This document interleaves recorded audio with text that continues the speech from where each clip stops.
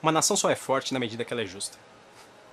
E aí, camada? Eu sou o Gustavo Domingues, também conhecido como Rei Grifo. Hoje estou aqui para falar do Elfos, volume 2.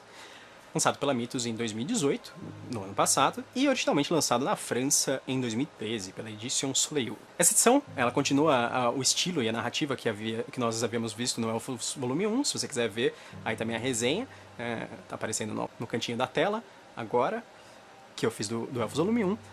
Só que o Elfos Volume 2 ele traz duas histórias totalmente separadas, não tem nenhuma dependência das histórias do Volume 1, você consegue ler elas sozinhas. Ela conta, na verdade, a história de outros povos. Enquanto o Elfos Volume 1 ele conta a história dos Elfos Azuis e dos Elfos Silvestres, aqui nós vamos ver a história dos Elfos Brancos e dos Meios Elfos, que são considerados um povo dentro da história que há aqui, e isso é muito interessante. O Elfos Volume 2 ele se passa ainda no universo de Arran, que é esse universo de fantasia, assim, bem tradicional, com elfos, anões, orcs, etc.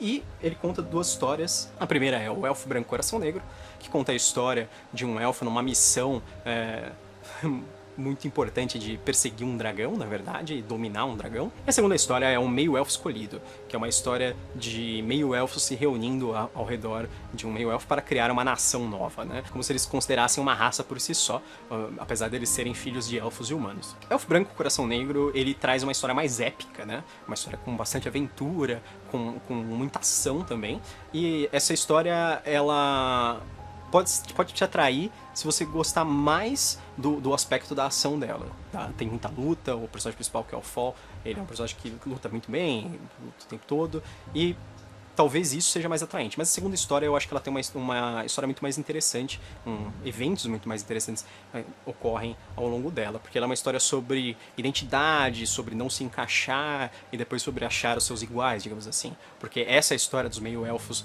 como nação, né? Dos meio-elfos que não se encaixam em lugar nenhum, em todo lugar, tipo, entre os humanos eles são considerados elfos praticamente, entre os elfos eles são considerados humanos, ninguém aceita eles, então eles decidem se aceitar mutuamente, se juntar, todos os meio-elfos, e eles acabam tentando criar uma nação, e quais são os percalços ao longo daquilo, e quem é o líder deles. Essa segunda história, ela traz uma história muito mais interessante, e uma conclusão e um final muito legal também, sobre como um líder não é só uma pessoa que precisa ser forte, mas uma pessoa que precisa ser generosa, justa e etc. Na verdade, a frase até que eu escolhi, ela é uma frase muito importante dessa história. Eu acho que ela é uma história muito mais interessante nesse sentido, na verdade, que se você explorar bem assim o lado psicológico dos elfos e dos meio-elfos, na verdade, né? Que seriam a classe mais baixa dos elfos, praticamente, porque eles seriam considerados impuros pelos outros elfos. Mais uma vez, a arte é fantástica.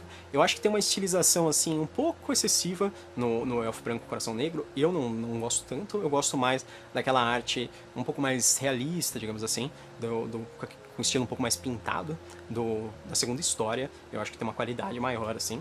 Mas as duas são excelentes, as duas são ótimas. São duas histórias distintas, que eu acho legal, quando você lê o volume 1 e o volume 2, você começa a ver a integração das histórias dos personagens e como os autores pensaram bem em como distribuir os elfos, como as nações interagem entre si. Eu acho que houve um bom planejamento ali para fundamentar bem todas as histórias, para que elas também não se chocassem, né? Para que uma história não batesse com outra, tipo, se os elfos brancos estão aqui, por que não sei o quê? E eles estão em áreas totalmente distintas, eles interagem de forma distinta com as nações, às vezes tem uma coisinha assim que aparece novamente de uma história para outra, principalmente as nações mais centrais dentro do mapa de Arran lá, que vem no começo e no fim da história. Eu acho que esse planejamento assim deu frutos, então os caras não eram assim o máximo dos escritores de fantasia, mas eles conseguiram criar histórias interessantes, conseguiram fazer algumas surpresas, e a arte é fantástica e o planejamento mostrou um bom resultado dentro da qualidade do mundo e da história coesamente, né? O Elfos Volume 2 eu achei que vale a pena. Talvez seja mais legal até do que o primeiro, porque as duas histórias são interessantes, e a segunda história, na minha opinião, é a mais legal até agora dos elfos, que é a história dos meio-elfos, tanto pela raça ser tão distinta, assim, diferente, como por todas as ideias que são discutidas durante a história. Então, até agora essa foi a minha predileta. Se você gosta de fantasia tradicional, se você gosta de quadrinhos com uma qualidade assim muito, muito boa, porque esse também é da Gold Edition, que também é a linha de super luxo aí da Mythos, eu acho que vale a pena você dar uma olhada no Elfos Volume 2. Você vai gostar, provavelmente. Se você gostou do vídeo, curta, se inscreva no canal, não se esqueça de marcar o sininho aí embaixo para receber notificação toda vez que tiver vídeo novo no canal. Eu sou o Gustavo Domingues e bem-vindo ao Canavial.